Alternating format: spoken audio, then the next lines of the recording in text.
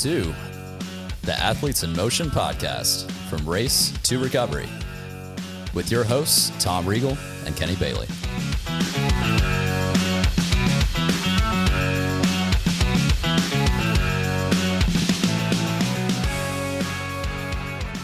Hey, Tom, how are you? I'm fantastic. Kenny, how are you? I am doing fantastic. Thank you for asking. We have on our show today, Victoria Brumfield. She is the CEO of USA Triathlon. Victoria, welcome. Thank you. Great to be here. And by the way, congratulations. The interim CEO title was removed a couple of months ago. Is that correct? That's right. Yeah, it's legit. It's legit. You're got real you whether now. they want you or not. I know. I had to be on my best behavior for like 3 months. How did that feel? Once you get that 90 days out of the way, you're good. Yeah. There you go. So I noticed that you've been at USA Triathlon for a couple of years. Before that, you were at Virgin Sport and at Lifetime and other places. What was it about USA Triathlon that drew you to this role? Well, I absolutely love endurance sports. I mean, that's kind of where my heart and soul is. I didn't grow up an endurance athlete, but actually my first job out of college was working for a sports marketing agency in New York City. And one of our very first events was the New York City Triathlon in 2001. So Wow. I actually started working in the sport of triathlon very early on in my career and started participating in the early 2000s. And it's always just been, I guess, a common thread in my life. I mean, even when I left to go do other things like bike racing or running, I always came back to the core of swim, bike, run. And so when I had an opportunity to come to USA Triathlon, it just felt like home. Well, that's Nice. great. And so as your background, it sounds like you've been doing some athletic endeavors. Were you did you grow up athletic, or is this something that is late stage? I played golf. I mean, that's like, That's So, okay. sort of athletic. I guess. That's a I mean, skill. you wear a belt. Is that how sporty? Yeah. You know, I was always very drawn to being outside and outdoors. And I played golf growing up. I grew up in a golf family. I was really into riding horses and snowboarding and hiking and just being in the great outdoors. I never participated in team sports. And I don't really know why. I don't know if I didn't really have access to it, or maybe my family wasn't into it, or maybe I'm just not good with people. I have no idea. But I think when I started working in endurance sports, it was just a natural draw for me because I love the challenge of things, but I also love to be alone. And so it was this like really nice mix of community, but also training on my own, which I really love. Yeah, it's not one of those things where you've trained up and then, somebody, you throw a ball, somebody drops the ball, or you're playing volleyball and all of a sudden, it's sort of like it's you, rather your success or your failure. I drop balls all the time, but it has nothing to do with triathlons. Okay. Yeah, sure. Great. And just so we get it out of the way, the cat's name is what? Okay. When It's she a pops long in and out. story, but I'll give you the whole story of the animals if we have a minute. So I have Betty White, the Boston Terrier, who during Nice. COVID was very lonely. So I got her Cher, the cat, and then we started going back to work. So I took Betty to daycare, and then Cher was lonely. So I got Cher another cat named Dolly Parton. And now the cats are best friends. So the dog was lonely. So then I just got a dog named Reba McEntire. So I have a Nice. household of very strong, dominant female voices. Outstanding. So any all one in of the- those is going to be in the background at any time soon. Yeah, So yeah, it's going to be sort of cat watch now for us. I At this love point. There that. could be a lot of activity. Yes. Great. So- And so is triathlon, is it a sport that you participate in, or is it something that, you probably do, or maybe that's a stupid assumption that you do, but No, it's not stupid at all. I mean, when I first started working in the sport, I thought there's no way I can do this, right? Like these people are superhuman. And then what I realized is I started running and I got a bike and I started biking and I got back in the pool and learned how to swim properly and realized, you know what, I could do this. And I started with a sprint triathlon for women only in the early 2000s, absolutely loved it. And I've been participating ever since. I did my first full actually last year in 2021. congratulations. Last year did my first full, Nice. but I've done probably a dozen halves and a whole bunch of shorter distance stuff. I also, I just love cycling. That's kind of where my passion is too. I think running, I always tend to get injured, although I have a good coach now. So that's That's good. healthier. But yeah, so I did Unbound Gravel the last few years. Nice. Look at you. The last couple of years. I really love riding long and off road. So I like to mix things in addition to triathlon. That's fantastic. And so I think that you bring that experience then as CEO. 15 hours eating Uncrustable sandwiches. That's the experience. That's important. I mean, I tell you, we got to get a sponsorship with Uncrustables at this point. I mean, just like that is the go-to.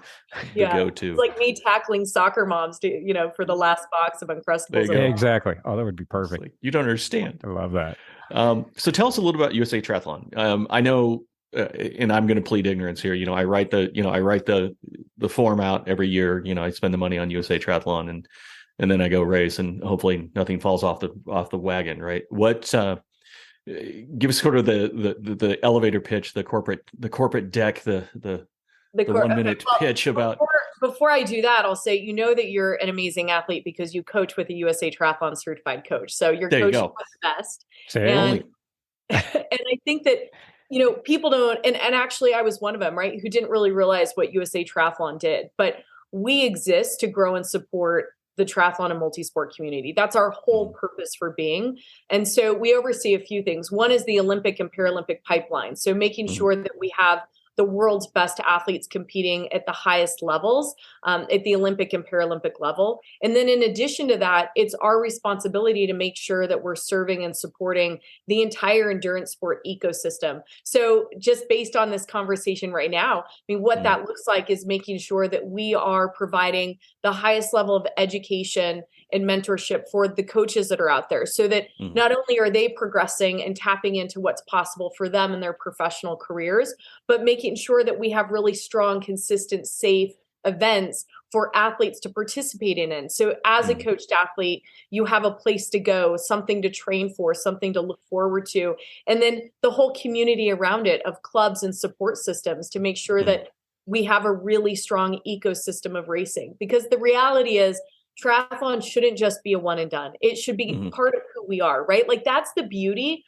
of having a multidiscipline sport, is that it's about having this dynamic experience of always having something different to do to stretch your body and keep you healthy, and making sure that we support all the tools and resources associated with that, so that no matter what age you are, what level of competition you prefer, that you have a place to go in the sport. Yeah, it's about the active lifestyle. And this is the perfect active lifestyle, especially for those of us that get bored with one sport. Well, and it's not just bored too. It's this over specialization. It's there's something about not only your body being more balanced, but also your mind, right? Like I love knowing that I have different forms of athletic pursuits that I can follow, whether I'm traveling or no matter where I live, right? There's something that I can do, whether it's swimming, biking, or running. And that's become core to how I live my life, not just how I compete.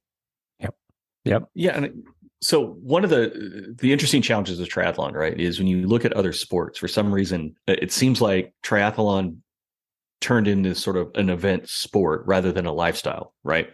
To your point, I'm going to get to this goal, and then once I hit that goal, I can check it off. It's a checkbox thing, right? We were joking around about pickleball. We'll I guess we'll call it a sport, but you don't hear somebody like going, "I'm going to show up to LeBron James invest." You're legit. You're a legit sport, yeah. There you go. Actually, he invested in Canyon bikes, so cycling. There you go. See? So maybe we'll see LeBron out there someday. Just a really big bike. Just him and Reggie Miller. Reggie Miller's on a bike. But you don't hear I'm going to the big pickleball tournament in October, and then once I get that done, I'm going to high five and I did it and I go. People say I play pickleball. Right. People on triathlon, it's a challenge sometimes is I'm going to do a triathlon. It's like a marathon or any other things.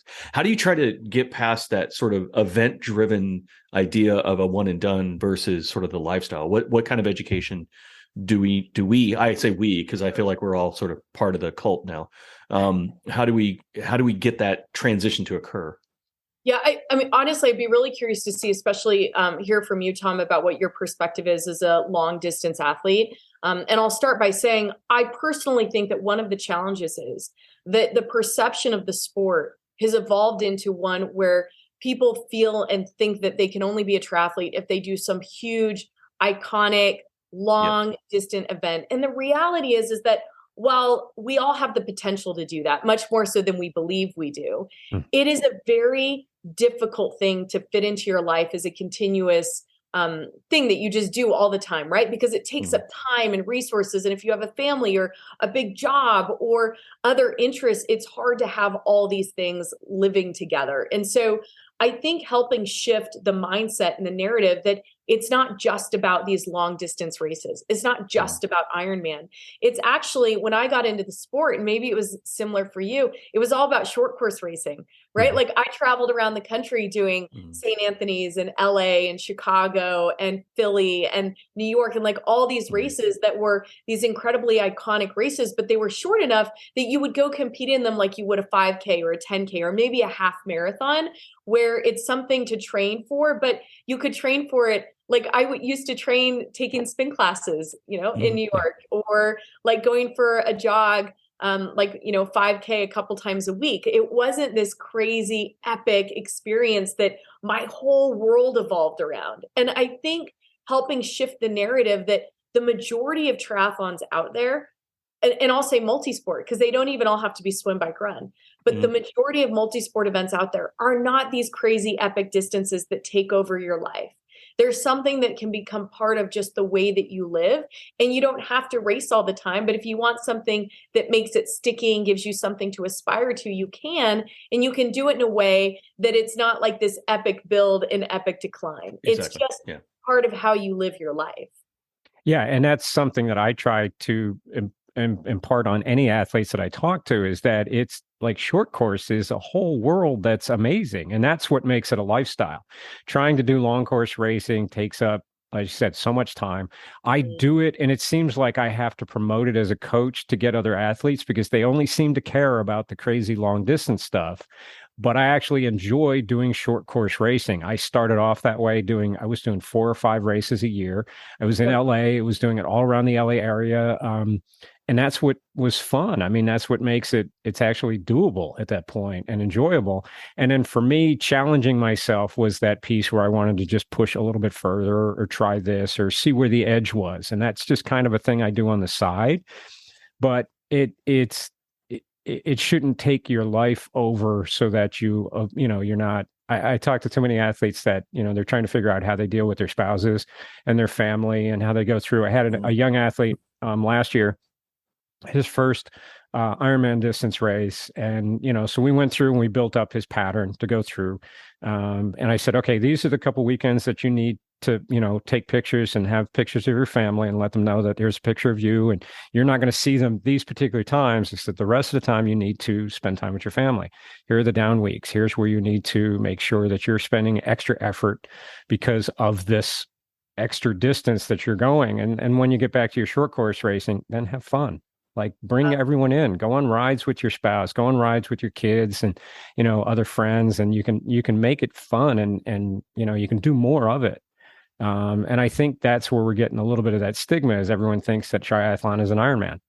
And it's not. I mean, Ironman is just one of, like, we even talked about the off-road races, the draft legal races, the super sprints now that are coming along, everything else. It's just like, there's so many options for people just to incorporate this into their lives. And then you don't have to train 15 hours a week or more. You can do it on just a few hours a week of, you can even just roll off the couch and do some of these. It's kind of fun. I couldn't agree more. I participated this past spring in our multi-sport national championships, and I hadn't been training for triathlon. I was training for a long off-road bike race or bike ride, I guess. And I jumped into the multi-sport event. I did 4 events over 2 days. They were so fun. I mean, one of them took me 25 minutes. Yeah. I think the longest one took me 45 or something. Yeah. And they were so fun. And I just, it was a kind of thing where it just felt like I was going to like a spin class, or doing something like challenging, but it was fun and it was entertaining, and I could go to brunch afterward and not feel like I was going to fall apart. And I love that about the sport. And I think making sure that people understand that that's something to aspire to as well. Like, you don't have to be a long distance athlete. You don't have to do an Ironman. And if you want to do one at one point, to your point, to test where the edge is, that's okay. But you can't live on the edge all the time. No, it's not sustainable. Nope. And this should be a lifestyle, right? It's taking 3 different sports that make our bodies our best selves. And making sure that we can do that in a sustainable way is really important. You're a triathlete, and I think the word, regardless of the distance. So. Yeah, and I think the word just needs to be removed, right? That's the thing, right? I do it all the time. We all do it. Yeah. I know. It's funny that you say that, because I say the same thing. It's not just a half or just a sprint or just a whatever, but then I do the same thing. So it's a narrative that's so embedded in us that even if we believe otherwise, it just becomes part of the narrative. Yeah. And, what's funny is you deal with that stigma, right? Because everyone, the first thing you say, oh, you do triathlons. Yeah. Oh, you're going to Hawaii? No, I'm not going to go to Hawaii. I probably won't see Hawaii unless I pay a crap ton of money to go to Hawaii. Other than that, but that's not it. And so what I've noticed is I say, well, I'd rather go fast than far, right? Like this year, I'm going to go fast, not far. So I'm going to try to, my test isn't necessarily the distance. My test is, can I beat PR times? Can I be faster? And I guess that's what there's so much. It feels like triathlon's somewhat lagging on the running community in a couple of different ways. One, the running community, Boston's kind of the thing, right? Everyone's like, oh, did you qualify for Boston? And that's the big get. But everybody, is doing a 5K. They're doing the half. Not a lot of people are saying just, right? You're like, oh, I've just signed up for a half marathon and this is going to be my cool thing to do, right? So I think that's one thing that as triathlon, as we try to get more exposure, to your point, to say, I love what you said, the idea that I can go do a triathlon, be done at 11 o'clock and go have brunch, right? That's freaking fantastic. I accomplished a cool goal and now I get to go, eat a lot. Still eat an omelet. And actually, Penny, one thing I want to pause on when you said you want to go fast, not far, I don't think you have to do either. Exactly. And this is one of the things I've loved about having a coach. So I'll back up to when I first started doing triathlons. I did my first marathon and I did a couple other things and I got injured and I was getting injured quite a bit. And it wasn't until I started bike racing that I got a coach. And I want to pause on that for a minute, because my perception was you only got a coach if you wanted to go fast and far. Correct. Either or, fast and or far. And what I didn't realize until I got a coach, and there's more of in bike racing, I guess everybody has a coach. I don't know, at least in New York, it's just part of if you register for a race, you have to have a coach. I don't know. So what I realized though, in getting a coach, and I've been coached ever since then, is they've helped me realize that because they've met me where I am. And where I am is I may not, sometimes I want to go far. And sometimes, well, actually, I've never wanted to go fast. But sometimes I want to try and do a new distance. But what they help me do is they help me make sure I stay within wherever my guardrails are. And for me, I just like waking up every day and swimming, biking, and running in a way that I feel healthy and strong. And that doesn't always mean going fast or far. And that's what's helped me stay in the sport in a healthy, sustainable way. So I will also say coaching has been a game changer for me. It's like the Steve Jobs black turtleneck of fitness, because I wake up every day and I never have to think about what I should be doing. I have somebody who's analyzing my sleep and my output and looking at my life schedule saying, okay, actually, here's what's sustainable for you right now. And that actually might be a lot less, or it might be a big training block. It just depends.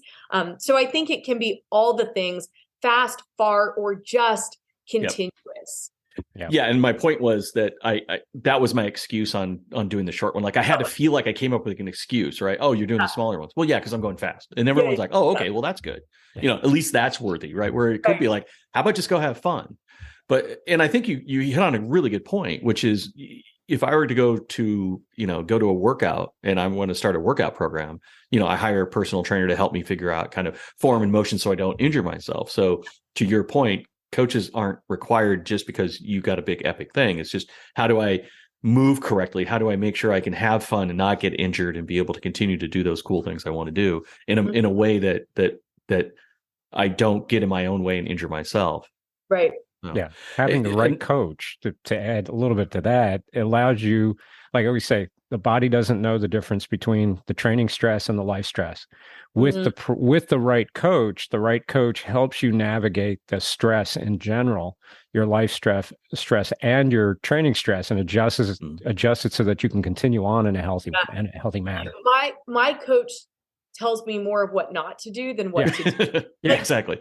Just before we got on this podcast, I was reading an email from her. I asked her if at Endurance Exchange, which is our industry conference coming up in January, if I can do the Austin half marathon. That's the Sunday before. And she wrote back and said, no, you're riding your bike down the coast for the week before. You shouldn't do anything like that. For like That's funny. But if I wasn't coaching with her and if she didn't tell me that, the first thing I would do is register for that race because I just love events. I mean, who doesn't love a free cup of water? You know? There you go. Well, that's what they say. And now you're CEO. You know, the joke is leadership. Sometimes you just have to stop stupid. So that's what coaches do, right? So there's my leadership, guide to you there if you needed one. You know, just your job is to stop stupid. So one of the things that I noticed also in the half marathon, at least, role now, there are more women signing up for half marathons than there are men. How do you see how is USA Triathlon? What does that look like right now? What does that landscape look like? And do you see that changing also in triathlon as well? So we see a higher proportion of women in shorter distance than we do in longer distance. And I think it depends also on where you are geographically. But my understanding is for long distance, and this could vary, but for long distance, it's typically around 75% male, or 70% male, 30% female. I think that's probably the standard. In general, when you look at triathlon in aggregate, we're about 38% female, 62% male. So does that add up? Okay. Yeah. Sure. Carry the one. Yeah. Hold on. Okay. I think we got it. Right So it's not as high as we want it to be. And running didn't start that way. And actually, exactly about running, you mentioned I was with Virgin Sports. So we looked at a lot of different running industries across the world. And in Europe, it's still very male dominant in running, much more so than in the United States. So I think it just varies depending on where you are. But in shorter distance running, it is predominantly women. And in aggregate, the running community is I think more female dominant. I haven't looked at the numbers in a long time, but my understanding is that's still the case. So we're always pushing for more female participation. And I do think it's increasing, especially at the shorter distance, because the reality is, and actually we've seen this in our coaching and race director demographics, and I'll talk about that in a second, is that especially coming out of COVID, we know that women predominantly were more disproportionately impacted during COVID, and their ability to manage, homeschooling and work responsibilities and home responsibilities. And so I think we've seen a shift to an even lower female demographic over the last couple of years. And where we've also seen it is in our coaching and our race director population, which we were very close to equity in those two groups. And now we're seeing that drop slightly. And I personally think that's part of the COVID effect. So hopefully we can get that number back up. But we do see a stronger number of female representation in the coaching and race director community than we see in the participant community. So that's something we're super focused on. Yeah, there's unfortunately, I'm reminded too much. Just had was at a dinner with some friends of ours, and I was talking to one of the my wife's friend who is an avid runner. She's very good at it, right? She just runs all the time. Averages like 12 to 15 a day. I hate her.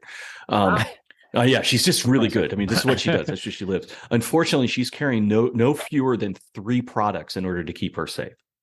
Right. She has a knife in her hand. She has a spray in her hand. She has a bunch of stuff. And it is my personal goal to make sure that she doesn't have to do that. But I'm trying to kind of, yes, the COVID effect is other thing. Is there a safety issue that's going on too? I know cycling, when you talk to a lot of cyclists on triathlon websites, cyclists are getting more and more sort of pushed off. I mean, I used to race bicycles as well. I'm very, very comfortable on a bike. I'm very comfortable with traffic. People starting out in this sport. How's that safety aspect, especially for women? Is it on the rise? Is it an effect? Is it something that is? I doubt it's isolated, I guess is my question. Is it something you worry about? First, it's so tragic what happened in your area recently with the female runner. So I think the reality is we always have to be vigilant. And I'm the first to not think about it. I run on a trail in the dark all the time. I miss being in New York City I've never felt safer than I felt running in New York Isn't City. that funny? Really? Because I ran in Central Park. You can run in Central Park 24/7 and you're surrounded by people and it's fully lit. And it's just, there's emergency phones everywhere. There's cell service everywhere. Where I live in Colorado now, it's not the case. So if I run on a trail, there's definitely a transient community that lives along that trail, and it's pitch black and it's isolated from, homes and streets and things like that. And so, I do think about that. And, that's just my own personal experience. But I also believe that, look, there's a lot of indoor opportunity to train.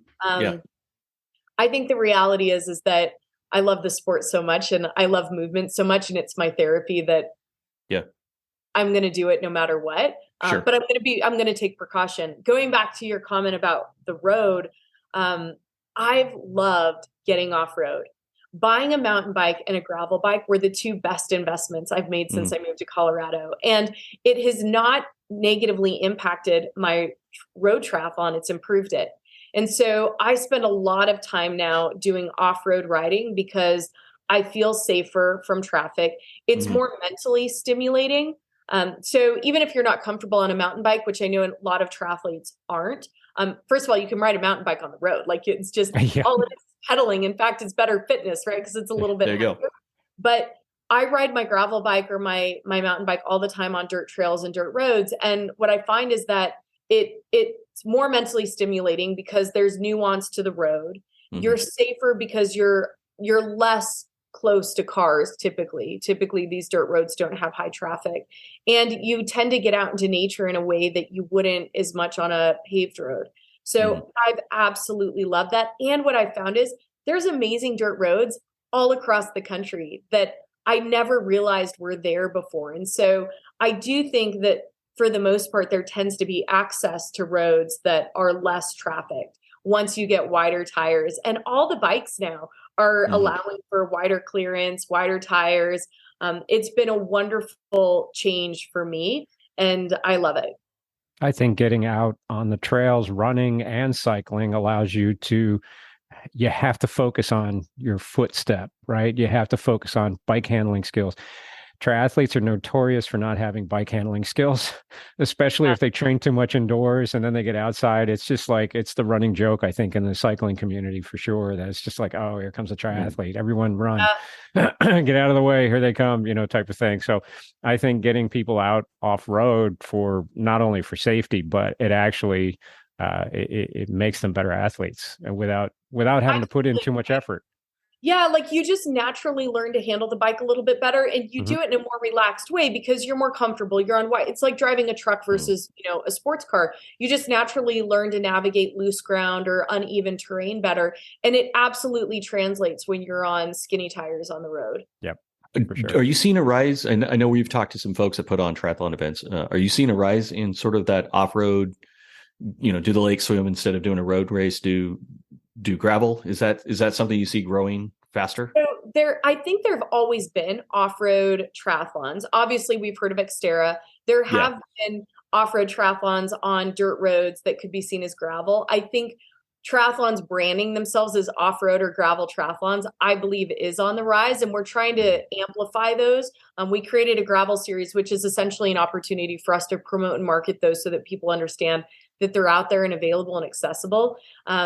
And I hope that there's more. So as a former race director, one of the biggest challenges for operating an event is road closures, as well as finding a venue where the water and the road and the running trail or whatever the run's on, where they all intersect and there's also parking.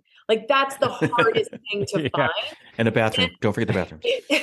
And the bathroom. And so when you're able to expand your options by going off road, I think that will create more profitable opportunities for race directors. I mean, the reality is you'll probably have potentially less capacity depending on what the venue allows for as far as dirt or trails, but you'll also have, fewer logistics and lower costs. And so my hope is that more race directors will be more open to alternative formats like this.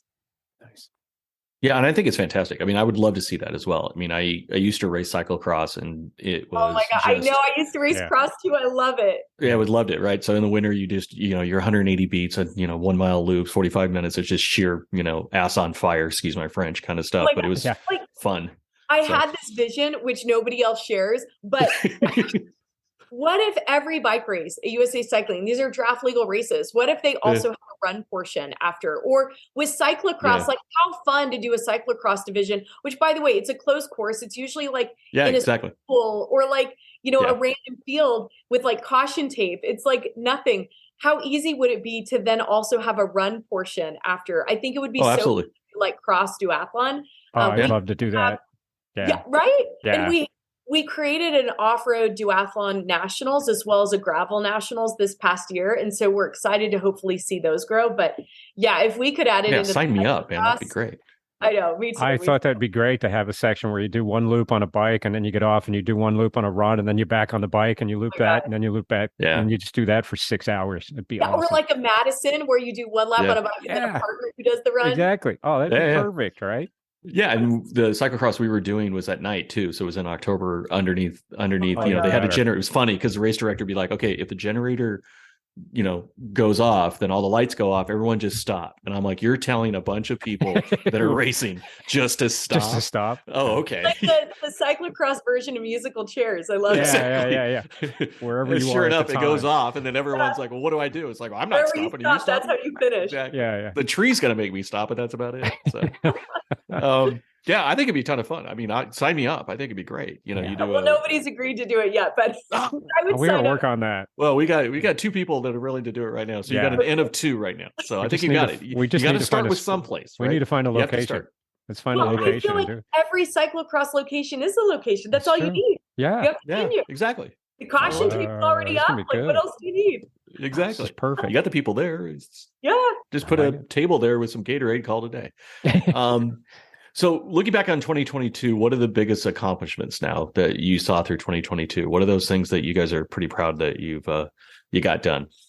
Well, I think what was so interesting going into 2022, nobody really knew. Like, think about, going into it, whether you were an athlete or a coach or a race director or a retailer, you had no idea, were you still going to have pandemic sales if you're a retailer? If you're a race director, is your date going to actually happen? I mean, I don't know if you remember, but like January through May, we had another surge of COVID. And so it's so wild looking back that like we were still all remote in our office in the first quarter. So I think what I'm most proud of is just the stability that we've seen, not only in our organization, but in the sport. And I know that, the show up rates have been down. And I think overall, we haven't had the level of participation that we had in 2019, which 2019, by the way, was the first growth year that we at USA Triathlon had seen since I think 2013. The sport had started, and not just the sport in triathlon, but multi-sport or endurance sport in general had started to decline, right? You saw it in bike racing and all these other spaces. But 2019 was a growth year. We're not back to 2019, but we were way ahead of 2020. So I'm really proud of not only what we were able to do with our own events, but how we were able to support and amplify race directors and coaches who were able to get their businesses back up and running. We were also super focused on diversity, equity, inclusion, and access. And in 2022, we added a non-binary category to our national championships for the first time. Cool. We also had a neurodiverse category for our youth and junior and age group nationals, which was really exciting to see.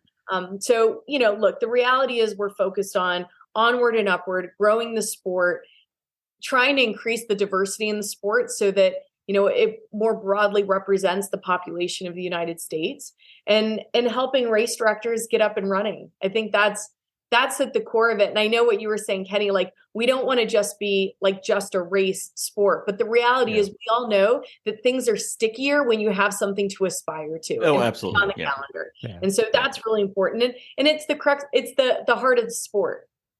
Yeah. Very cool. And so talk to us about the Ironman Foundation. Give us sort of, again, the elevator pitch on that. USA Triathlon Foundation. I'm sorry. Did I say Ironman? Oh my God. You did. That's okay. We love Ironman and we love the Ironman.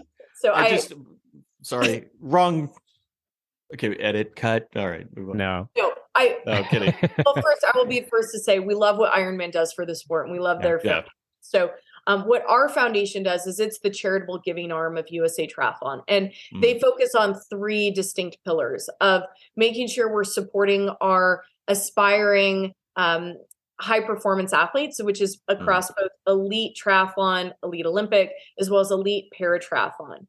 So we have a lot of donors and fundraising that goes into developing that talent pool and making sure that they have the tools and resources to be the best they can be, so that we are sweeping podiums from Tokyo to Paris to LA. Nice. They also focus on making sure that they are funding different programs that lead to more diversity, equity, and inclusion in the sport.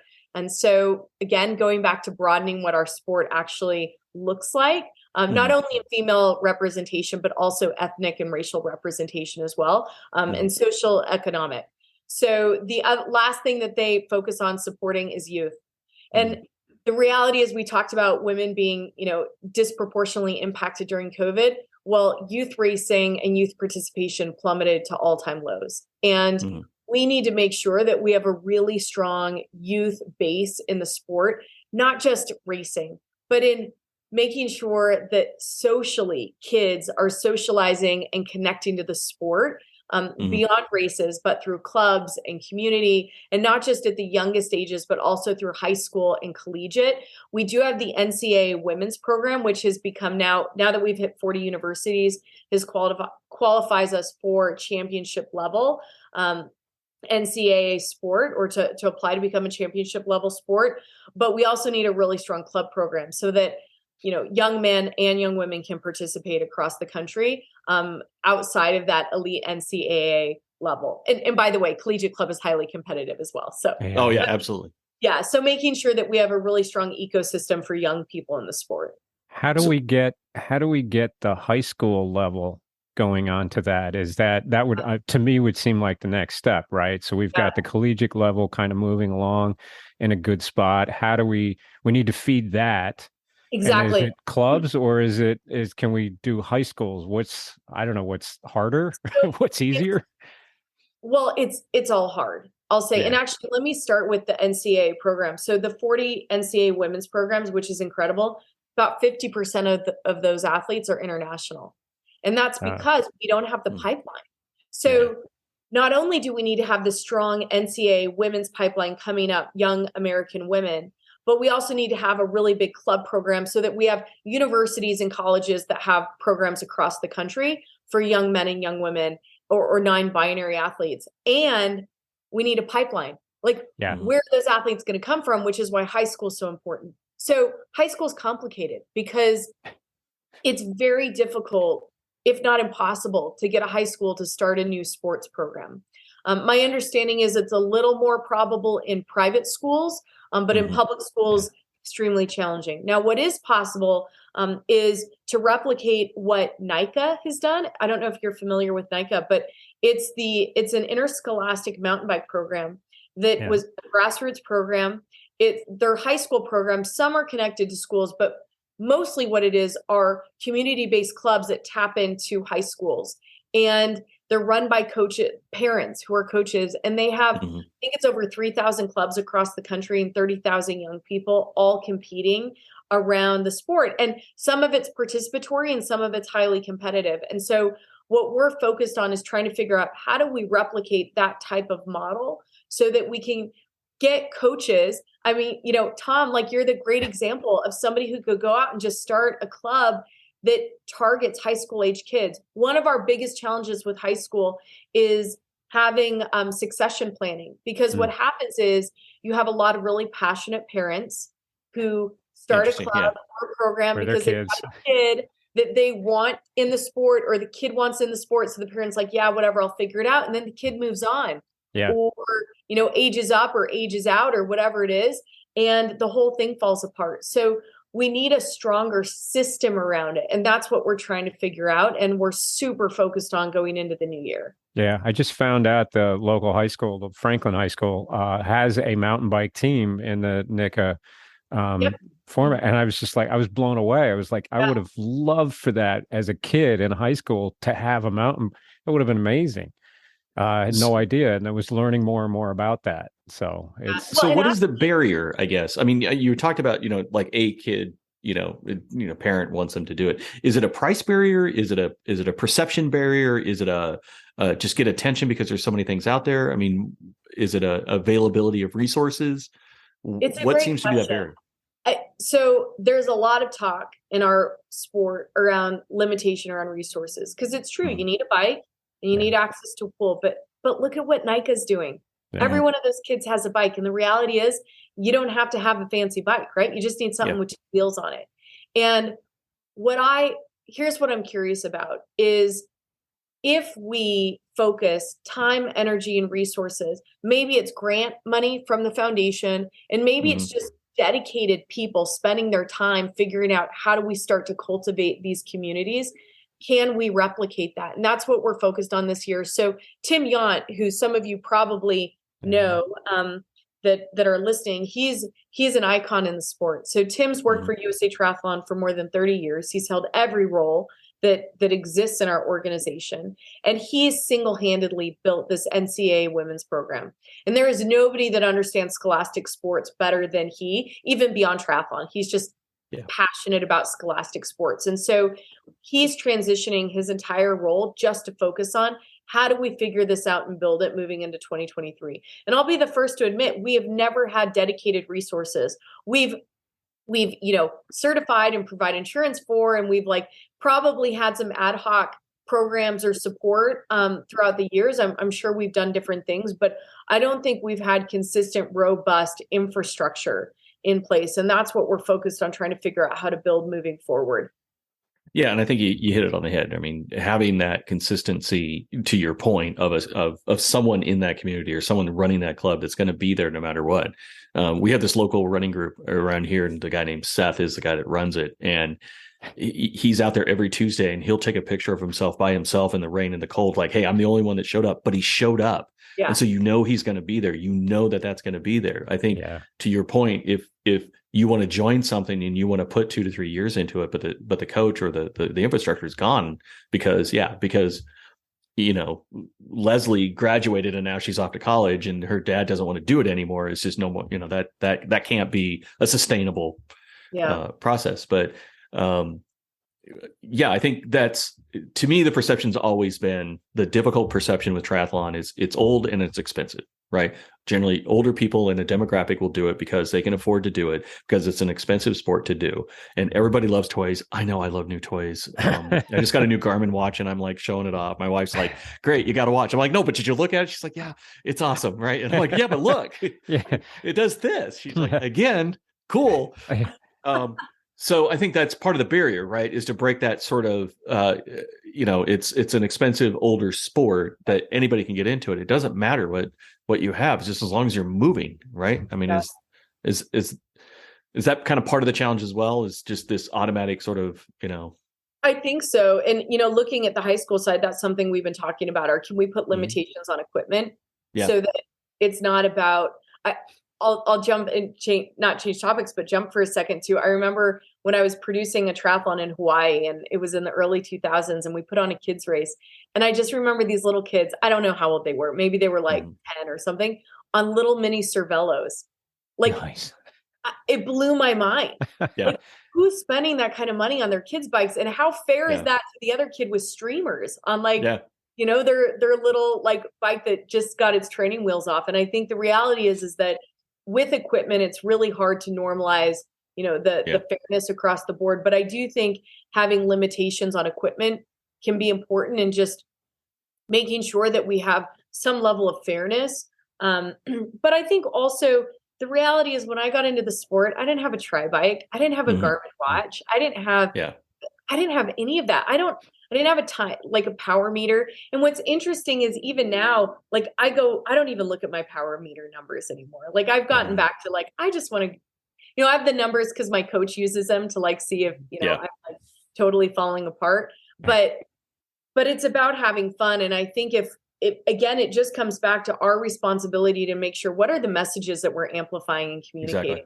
Exactly. I look back at our old magazine covers, and we really we really honored that high level of competition that wasn't representative of a diverse group of athletes and participants. And this is what I love about the work you're doing, right? Like when we say the word athletes, anybody who's moving, who's interested in pushing their bodies is an athlete. And I think that we need to help change the narrative that there's a lot of different levels of competition and every level is welcome at every age. Yeah. It all fits in there. We need to get away from the shiny things. Like we're constantly going after the latest, newest. I can't do that if I don't spend $7,000 on a bike. It's insane. It's crazy. Yeah. And one of the things caught up in it too. I love it. We all do. Yeah. Yeah. You know, it's stuff is fun and you don't need stuff to have fun. Yeah. That's the key. Yeah, exactly. And Tom and I both, we were lucky enough to have some guests on our podcast before that again, wasn't your typical, triathlete and was able to go out and do her first triathlon. And it was fantastic. I mean, Tom and I were going more nuts over that than seeing a professional that got, another 6 minutes shaved off of their time. That's awesome. That person's an awesome person, but just watching somebody do it for the first time or watching, somebody from a couch to 5K can be more enjoyable because they were able to do something they never thought they can do. And just that goalpost is your own goalpost. It's your goalpost on what you said. And we celebrate all of that. That's the fun part about it. Right. So, So 2023, you said you've got, you're looking at sort of the foundation stuff. What else is 2023 unfolding for you? For USA Triathlon, yes, it's all about growth. Like I mentioned, getting back to those 2019 numbers.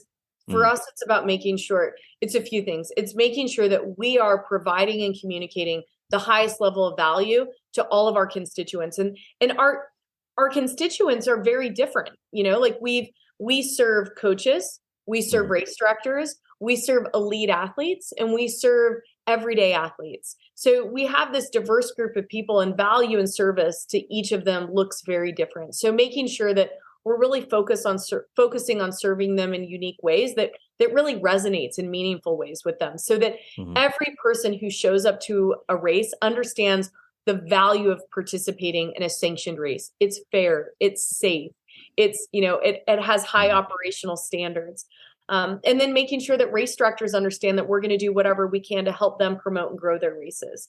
So that's first and foremost. The other is making sure that we really have diverse types of events that are being promoted. So when we talk about growing high school, we need to make sure that those kids have a fun place to go race. And so we now have state championships in every state, and each of those state championships should have a high school championship division. So a fun place for them to go and compete against each other as high school age athletes.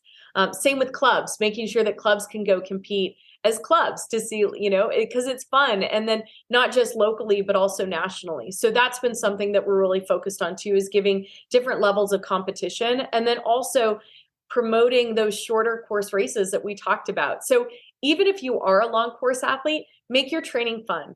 Go to a super sprint or a sprint, or we're trying to get more mixed relays happening at events, which the mixed relay is, I'm telling you, the most fun you can have in an event. Teams of, 4 people all doing a little super sprint back to back, like tagging each other off and going and doing their own little, their own leg of their swim bike run. So that's been really fun. And then also for us, focused on our elite athletes. So making sure that we're really going deep and making sure that we're identifying and cultivating the best talent from high school age on up, and supporting our athletes at the highest level as they start to now compete and qualify for Paris.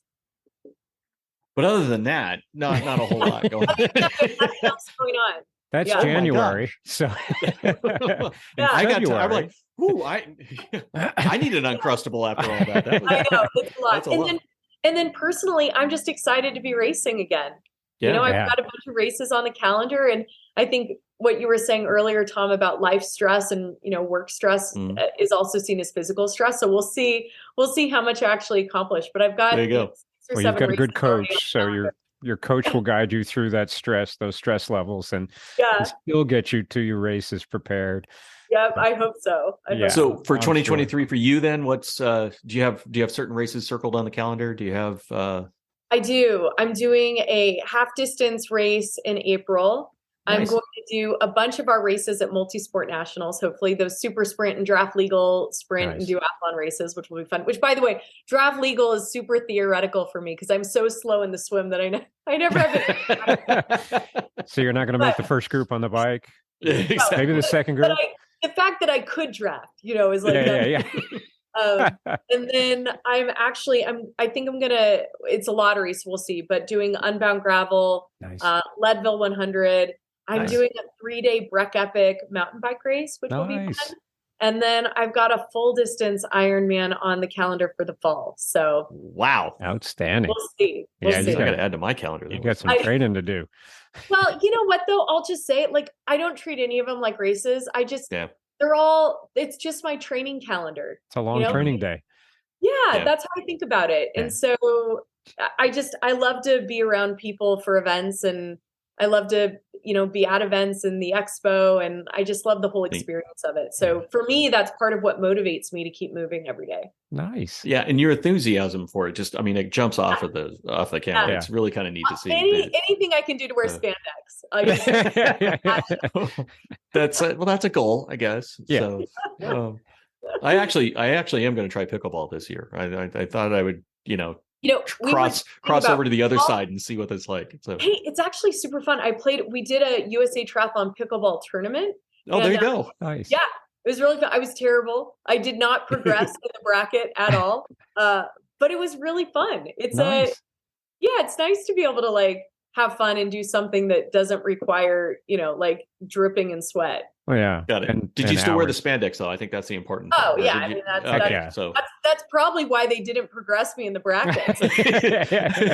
Hey, Vic, you can't wear your cycling shorts on the pickleball court. Excuse me? Why can't I? It's not training time in pickleball. The chamois gets in the way, but other than that, it's it's fun. It kind of affects your side to side. Yeah. Oh, very cool. Well, we appreciate your time today. Thank you so much. This is a ton of fun. We wish you luck on.